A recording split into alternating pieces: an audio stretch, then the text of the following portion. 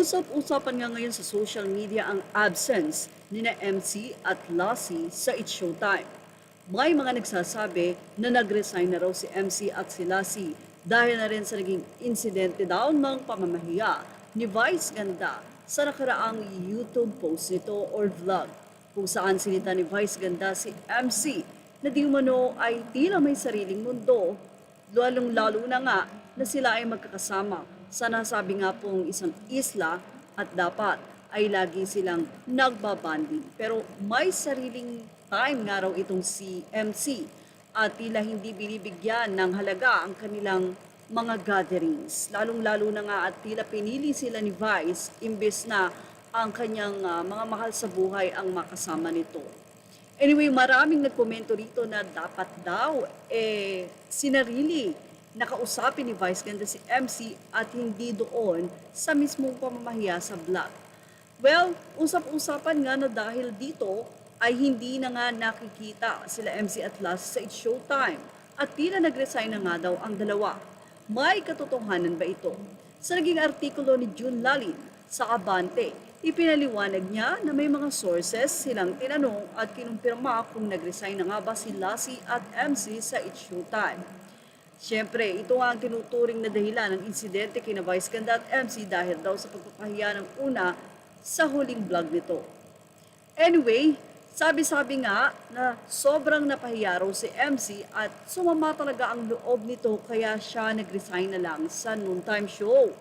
At dahil nag-resign siya, ay tila nag-side naman daw itong sila si kay MC kaya naparesign na din daw ito para damayan ng kaibigan.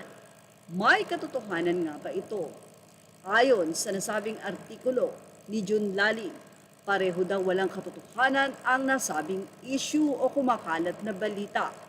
Hindi nag-resign sila MC at Lassie sa It's Showtime at wala itong katotohanan.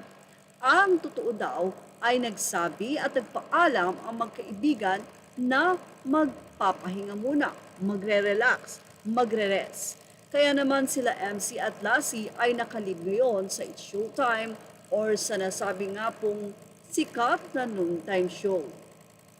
Say pa nga daw ng kanilang source, after daw na magburakay nila MC at ni Vice ay lagi daw nag-uusap ito.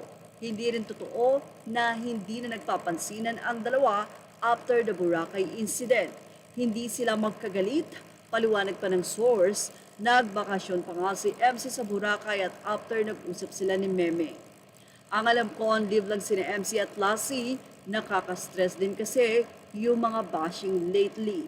Sila daw ay noon pa nagpapaalam na need nitong mag-relax at mag-leave dahil kailangan niya nitong magpa-medical check-up. May mga nararamdaman na din daw kasi itong si Lassie.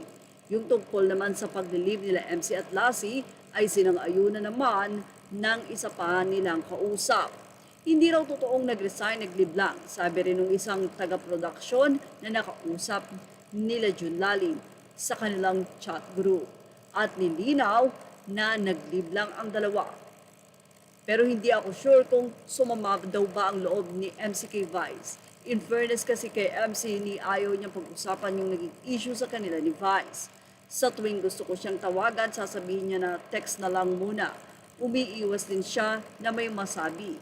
Yan ang say pa ng isang source. Samantala mukhang matatagalan pa ang leave nila MC at Lassie sa It's Showtime kung matutuloy ang plano nilang magbakasyon sa Amerika.